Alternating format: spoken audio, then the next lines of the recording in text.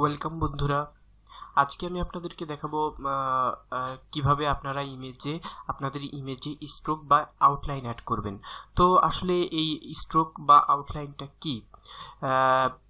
সেটা হচ্ছে এই যে আপনারা যে আপনাদের ইমেজে এখানে যে ইমেজটা দেখতে পারতেছেন, এই ইমেজটার চারপাশে যে একটা সাদা কালারের যে বর্ডার দেখতে পারতেছেন, এটাই হচ্ছে স্ট্রোক। তো আসলে আমার যে সকল বন্ধুরা ইউটিউবে কাজ করে, তারা আসলে অনেক সময় আমার কাছে জানতে চায় যে এটা কিভাবে অ্যাড করতে হয় বা এই কাজটা কিভাবে করতে হয়। তো আসলে এই জিনিসটা অনেকটা ইউটিউব ভিডিওতে অনেকটা আই ক্যাচিং হয়। তো এটা অ্যাড করলে ইউটিউবের অডিয়েন্সরা থাম্বনেইলটা অনেকটা আই ক্যাচিং হয়। এই জন্য আর কি অনেকে এই জিনিসটা ব্যবহার করে তাদের ইমেজে, অথবা যারা ফটো এডিটিংয়ের কাজ করেন তারা। তো লেটস গো, চলেন শুরু করি কিভাবে আপনারা এই স্ট্রোক বা আউটলাইনটা অ্যাড করবেন।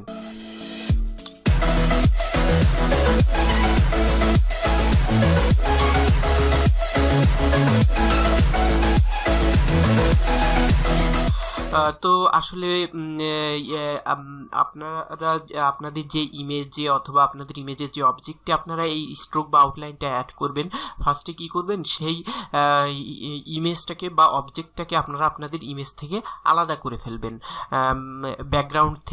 ব্যাকগ্রাউন্ডটাকে ইরেজ করে আপনাদের ইমেজের মেন সাবজেক্ট পয়েন্টটাকে আলাদা করে ফেলবেন। মনে করেন আমি আমার এই ইমেজটাতে এই যে মেয়েটার ছবি আছে, আমি এটার চারপাশে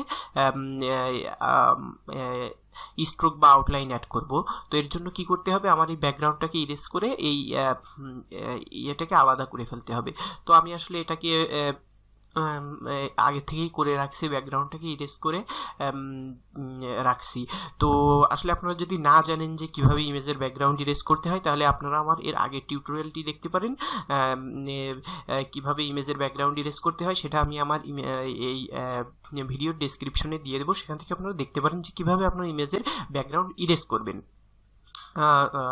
তো ইমেজের ব্যাকগ্রাউন্ড ইরেজ করার পর আপনারা কি করবেন, আপনারা আপনাদের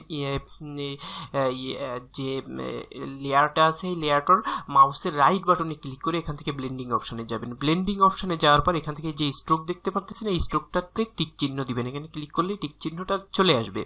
আচ্ছা, তারপর কি করবেন, এই যে দেখেন আমাদের কিন্তু অলরেডি স্ট্রোকটা কিন্তু এখানে সাইড দিয়ে অ্যাড হয়ে গেছে। তো এটা আপাতত 3 পিক্সেল আছে, আপনার চাইলে এই সাইজটা এখান থেকে ইনক্রিজ করতে পারেন। এখান থেকে করলে আপনাদের এই স্ট্রোক বা আউটলাইনটার সাইজ ইনক্রিজ হবে। আচ্ছা, তো আমি এটাকে 65 পিক্সেল দিলাম। তারপর আপনার চাইলে এই স্ট্রোকটার অপাসিটিটাও কমাইতে বাড়াইতে পারবেন। এটা দিয়ে অপাসিটি করতে হয়। তো এটা হচ্ছে যে আপনার কিভাবে এটা দিয়ে আপনি হচ্ছে আপনার স্ট্রোকের কালারটাকে কমাইতে বাড়াইতে চেঞ্জ করতে পারবেন আর কি। তো এই ছিল হচ্ছে স্ট্রোকের বিষয়টা। তো এরপর আমি আপনাদেরকে দেখাবো কিভাবে আপনারা মাল্টিপল স্ট্রোক অ্যাপ্লাই করবেন। এটা তো আমরা একবার স্ট্রোক অ্যাপ্লাই করলাম, তো আপনাদেরকে আমি এবার দেখাবো কিভাবে এই স্ট্রোকের পাশে আরও স্ট্রোক, এরকম একাধিক স্ট্রোক কিভাবে অ্যাপ্লাই করবেন। তো মনে করেন আমার হচ্ছে এই যে আরিফুল আমার যে লেখাটা আছে, আমি এর লেখার চারপাশে একাধিক স্ট্রোক অ্যাপ্লাই করব। তো এর জন্য কি করতে হবে, ফার্স্টে আমি এখান থেকে ব্লেন্ডিং, সেম আগে যেভাবে দেখেছি ব্লেন্ডিং অপশনে যে স্ট্রোকে আসলাম। স্ট্রোকে আসার পর আমি এখান থেকে কালারটা মনে করেন কি যে এখানে হোয়াইট করে দিলাম। হোয়াইট করার পর আমি একটু এর সাইজটাকে একটু ইনক্রিজ করলাম। ইটস ওকে, এই সাইজেই রাখলাম। তারপর ওকে করলাম। তো আমি এবার এর চারপাশে আমি আরও স্ট্রোক অ্যাপ্লাই করব। তার আগে আমি একটু স্ট্রোকটার সাইজটা কমাই দিব। It's okay. ওকে, এবার কি করব, রাস্টারাইজ লেয়ার স্টাইল। তো এটা করার পর আমি এবার আরো স্ট্রোক অ্যাপ্লাই করব। দেখেন, ফার্স্টে আমার এই লেখাটা ছিল, লেখার চারপাশে আমি হোয়াইট কালারের একটা স্ট্রোক অ্যাপ্লাই করছি।